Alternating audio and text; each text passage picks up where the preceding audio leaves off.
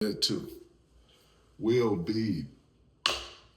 I'm gonna cut into this because this happened a little while ago, so I'm a little behind on giving my take on this situation, and that will be the Bobby Shrmurda getting packed out in Minnesota, right?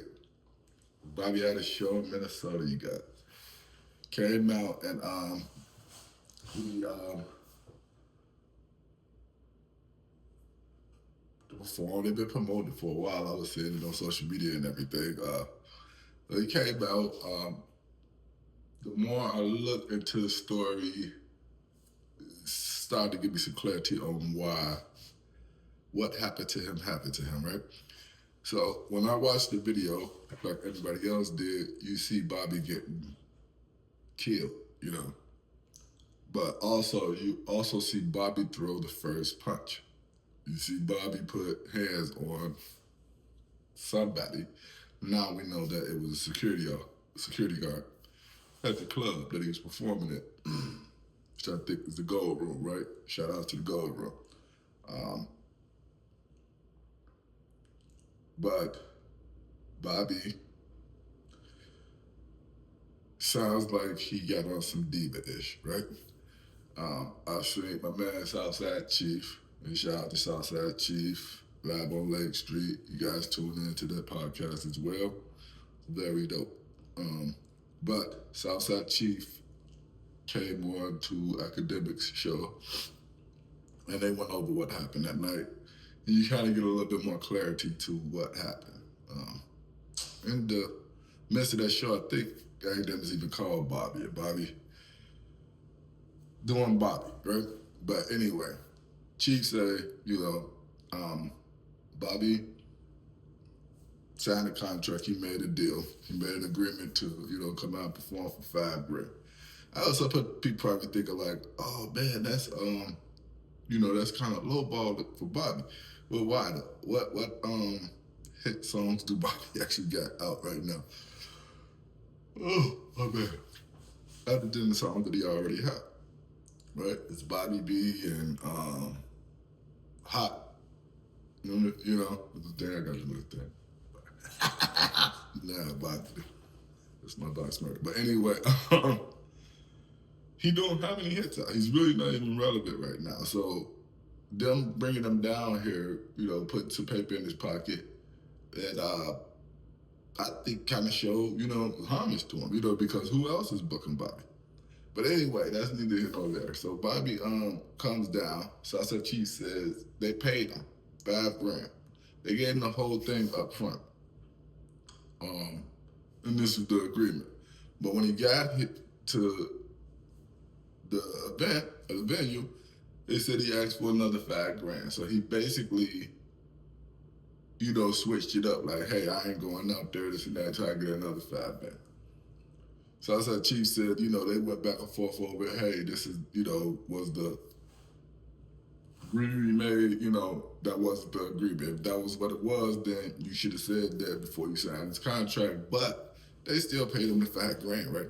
Because at this point, the show got to go on. Like, they'll lose more not giving him the money to get him on it. But Bobby basically stuffed them up, which he knew, that they was going to have to pay. The club had to be packed. And him said, I ain't going on until y'all give me another $5 grand. So basically, that's he said. And he said Bobby gave them his butt to kiss, right? So kind of was like playing, guys, and talking crazy to him and this and that. So it was already a rift before, they even got to the club.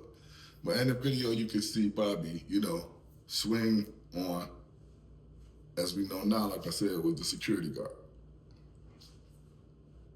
All HE double hockey sticks, bro, Blues, right? They get the going. You see guys coming in, giving it to Bobby, giving it to him. He's catching ugly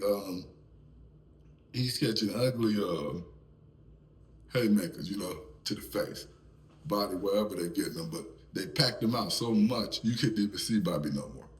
And then they had another video clip, that they showed, and they showed Bobby like behind the DJ booth, and he threw on the mic. Yeah, when he did that, but whatever. He's throwing the microphone, right? And then you see people like trying to get to him, this and that. And they show another clip of the security guard who was, I guess, working for Bobby, like trying to keep people off him and backing away from him, right? And Bobby like get up on like a, I'm gonna say like a bench or something like that, you know, and going over there behind the DJ booth, and he grabbed something. I don't know if it was a speaker or something though, but he had that like he was, you know, wielding it as if he was gonna crack somebody if they ran up. But you see guys like creeping trying to get over there to him. You see the one guy, he's on top of the DJ booth, walking over what? The security guard kind of trying to like hold off other people from getting to him, not paying attention. The dude jump off the DJ booth, boom, grab Bobby, bam, bam, bam, he going. You see another dude get over there, they going, boom. You can't even see Bobby, but you do see dude movements in their hands, but they are killing him. And they're going, for a little minute, I'm gonna say, you know, they could have done more damage than what they did if these guys are skilled enough to do it, you know, because they had enough time to really put a bunch of Maynots on top of Bobby's head, you know. I don't know if you guys know what Maynots is, but we had a saying when I was growing up. It said, Maynot, right? I put a Maynot on your head. It may go away and it may not, right? That's the Maynot. So he did get one Maynot. But for all of that, I thought he would have got done worse. But the moral to this situation, to this story is, Bobby should have been a little bit more respectful coming to another person's city. You said they wouldn't pay for your security, so you was by yourself. It was you and a couple of females, they said. So you didn't have the proper protection for yourself to even be acting that way. Not saying that, you know, that you should be a B, as people say, like, I ain't gonna be, you know, be like, whatever, I don't care. No, dude, it's called common sense as well, right? You know you outnumbered. You're in a place that you don't even know. You know, I don't know. Bobby probably came here before to do a show or something like that in Minnesota, but you don't know Minnesota, dude. So you don't do that. You know.